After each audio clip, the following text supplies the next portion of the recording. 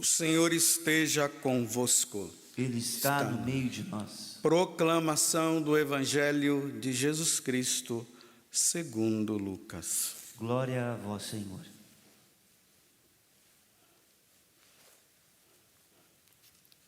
Naquele mesmo dia, o primeiro da semana, dois dos discípulos de Jesus iam para um povoado chamado Emaús, distante 11 quilômetros de Jerusalém.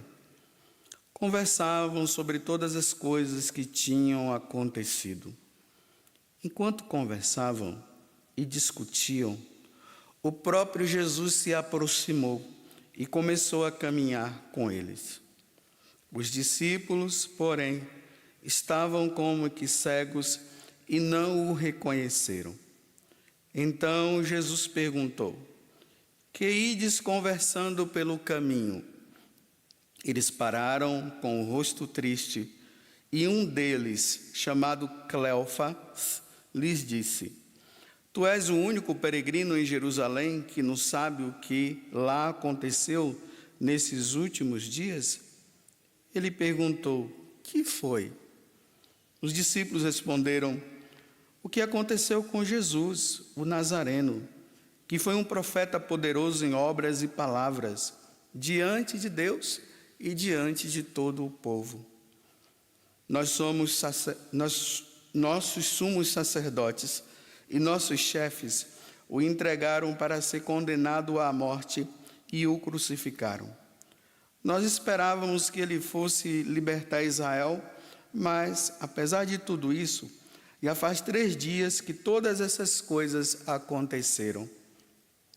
É verdade que algumas mulheres do nosso grupo nos deram um susto. Elas foram de madrugada ao túmulo e não encontraram o corpo dele. Então voltaram, dizendo que tinham visto anjos e que estes afirmaram que Jesus estava vivo. Alguns dos nossos foram ao túmulo e encontraram as coisas como as mulheres tinham dito. A ele, porém, ninguém viu." Então Jesus lhes disse: "Como sois sem inteligência e lentos para crer em tudo que os profetas falaram. Será que o Cristo não deveria sofrer tudo isso para entrar na sua glória?" E começando por Moisés e passando pelos profetas, explicavam aos discípulos todas as passagens da Escritura que falava a respeito dele. Quando chegaram perto do povoado por onde iam, Jesus fez de conta que ia mais adiante. Eles, porém, insistiram com Jesus, dizendo: "Fica conosco, pois já é tarde e a noite vem chegando." Jesus entrou para ficar com eles. Quando se sentou à mesa com eles, tomou o pão, abençoou, partiu e lhes distribuía. Nisso os olhos dos discípulos se abriram e eles reconheceram Jesus. Jesus, porém, desapareceu da frente deles. Então um disse ao outro: "Não estava ardendo o nosso coração quando ele nos falava pelo caminho e nos explicava as Escrituras?" Naquela mesma hora, eles se levantaram e voltaram para Jerusalém, onde encontraram os 11 reunidos com os outros. E estes confirmaram: realmente, o Senhor ressuscitou e apareceu a Simão. Então os dois contaram o que tinha acontecido no caminho e como tinham reconhecido Jesus ao partir o pão. Palavra da salvação. Glória a vós, Senhor.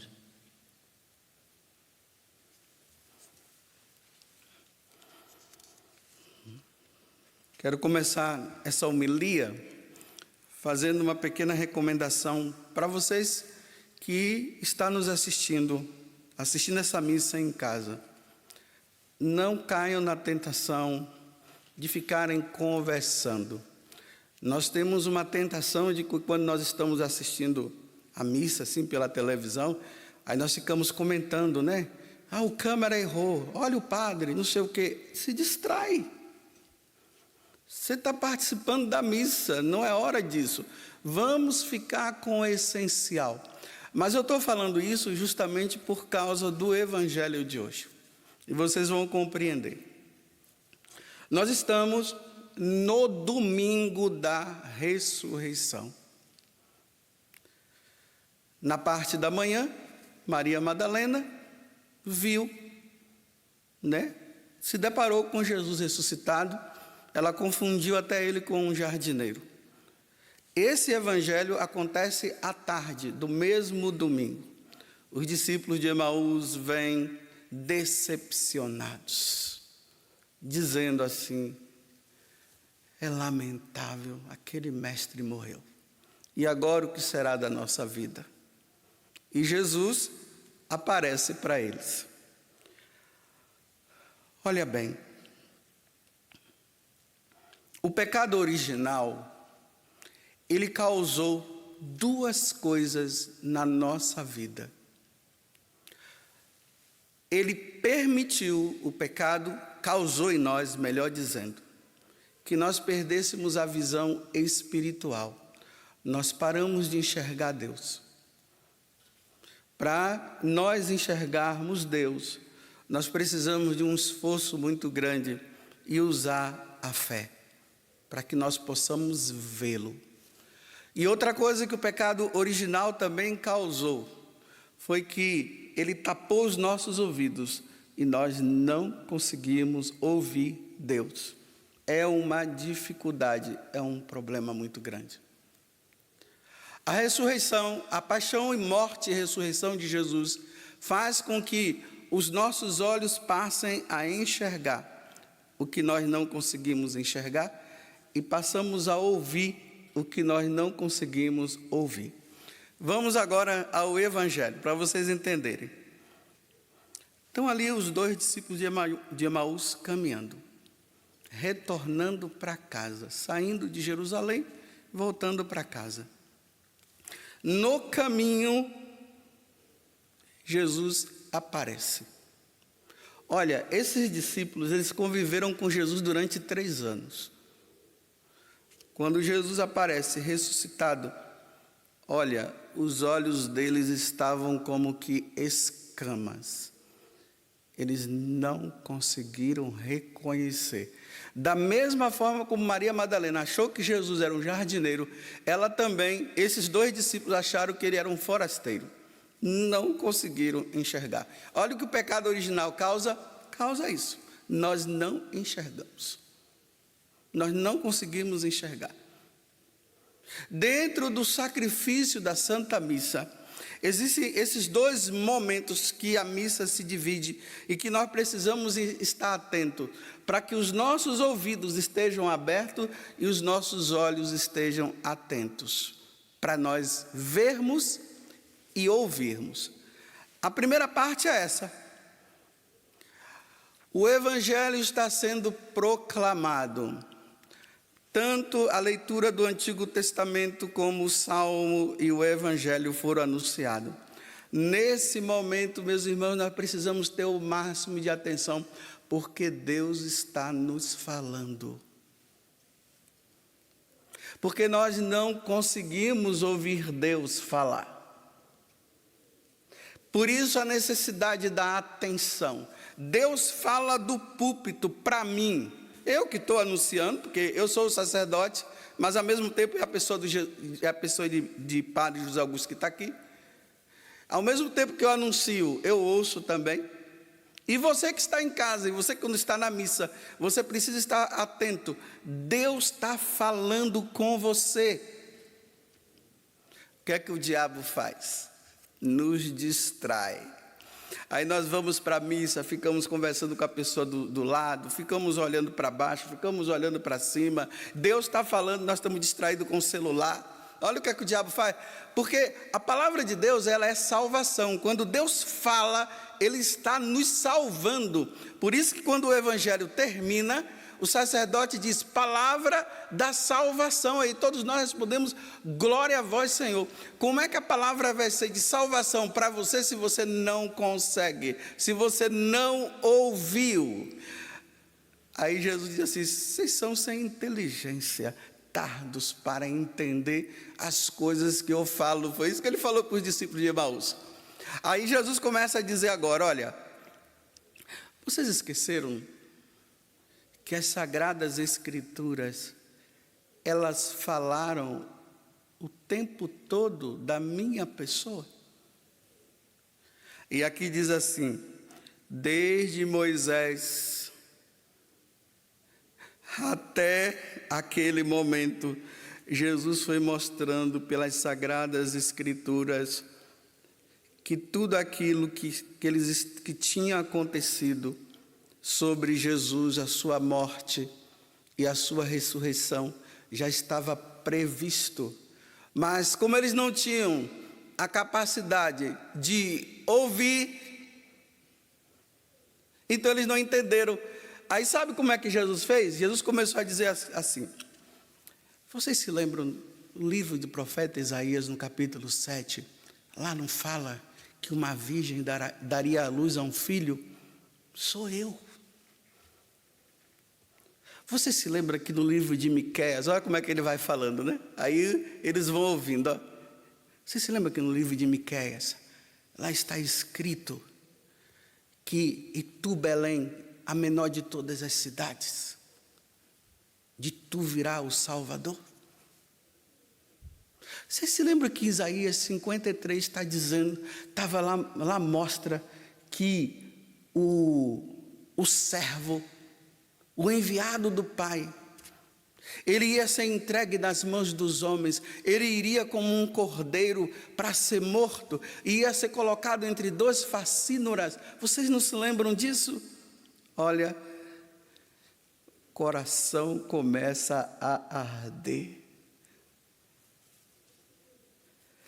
Quando a palavra de Deus é anunciada, ela precisa causar isso dentro de nós. O nosso coração precisa arder. É Deus quem está falando. Por isso a necessidade de nós prestarmos muita atenção. Se nós não prestamos atenção, nosso coração não vai arder nunca. E quando esse coração arde, Deus nos alimenta com o pão da palavra. E aí Ele dá a direção para a nossa vida. Eu queria estar na hora para estar com o meu coração ardendo quando Jesus foi falando. Aí o que foi que aconteceu no coração deles? Eles, realmente nós somos burros. Jesus não chamou ele de sem inteligência? Na linguagem popular, né, eu já não falo em falta de inteligência, porque Jesus é muito educado. Ele diz, olha, burro, não entendeu, não ouve, tardo para entender. Aí na hora da missa, na hora que Deus está falando, quer seja pela boca do sacerdote, quando ele está fazendo a homilia, ou no momento que o evangelho é anunciado, o pessoal fica conversando. Olha, meus irmãos, fiquem atentos, porque Deus pode falar com você na leitura quando está sendo anunciada, ou pela boca do sacerdote quando ele está explicando. Uma palavrazinha, uma palavra é o suficiente para o alimento do dia. Eu sei que muitas vezes vocês ficam se queixando, os padres não sei o quê, não prepara bem. Olha, preparando ou não, preste atenção, porque Deus fala. Ele fala como Ele está falando agora. Eu não sei se seu coração está ardendo, né? Era para estar. Mas é preciso que o coração arda. A segunda coisa na missa que acontece com o evangelho de hoje. Jesus se torna presente na Eucaristia quando a missa é celebrada. Daqui a pouco aqui no altar, né? O sacerdote, o câmera aí agora, focaliza no altar. Daqui a pouco o pão e o vinho serão colocados ali. E aqui acontece um detalhe que acontece na missa e que você não pode se distrair. Quando os discípulos de Emaús, eles vão com Jesus, para casa, porque Jesus ia se desviar, eles disseram, fica conosco. Quando eles chegam na casa, aí Jesus faz um gesto que vai se perpetuar por toda a nossa vida, até que Jesus venha. O gesto é esse. Aconteceu primeiro lá na multiplicação dos pães. Jesus pegou o pão, deu graças, abençoou, partiu e deu. Na quinta-feira santa, na semana passada, isso aconteceu. Jesus estava com os discípulos, ele pegou o pão, partiu, deu graças, partiu e disse, isto é o meu corpo, isto é o meu sangue. E a partir daí, dos apóstolos até hoje, todos os dias no sacrifício da Santa Missa, esse gesto, ele acontece. O sacerdote coloca as ofertas e ali ele impõe as mãos, o Espírito Santo vem sobre as ofertas. E ali acontece a transubstanciação e o pão se transforma no corpo de Jesus e o vinho se transforma no seu sangue. Olha bem, na hora que Jesus partiu o pão, eles ficaram admirados. E na admiração deles, eles disseram, é o Senhor. Jesus desapareceu. Então, agora, todas as vezes que nós vamos participar do sacrifício da Santa Missa, é preciso que vocês estejam atentos. Na hora que o sacerdote está na hora que está acontecendo a consagração, é necessário que você que é católico, você possa dizer assim, é o Senhor. Ele precisa ser reconhecido por nós, embora nós vejamos o pão, embora nós vejamos o cálice, e ali dentro está o vinho, na nossa cabeça tem que estar assim, já não é mais o vinho, é o sangue, já não é mais o pão, é Jesus. Isso deve causar admiração, nós devemos ficar admirados e dizer, é o Senhor, porque Jesus agora se torna presente dessa forma, quer seja no altar, e quer seja lá no sacrário. Eu peço que os câmeras mostrem agora o sacrário lá no fundo, porque depois que o pão é partilhado, o que sobra, que não é o pão, é o corpo de Jesus, é colocado no sacrário, e lá quando nós nos ajoelhamos diante de Jesus, e dizemos, meu Senhor e meu Deus, isso deve causar admiração. Mas como os nossos olhos estão vendados e os nossos ouvidos estão surdos, Deus fala e nós não ouvimos. Ele aparece e nós não o conhecemos. Que nessa missa de hoje o Espírito Santo nos ajude para que nós possamos permitir que isso aconteça.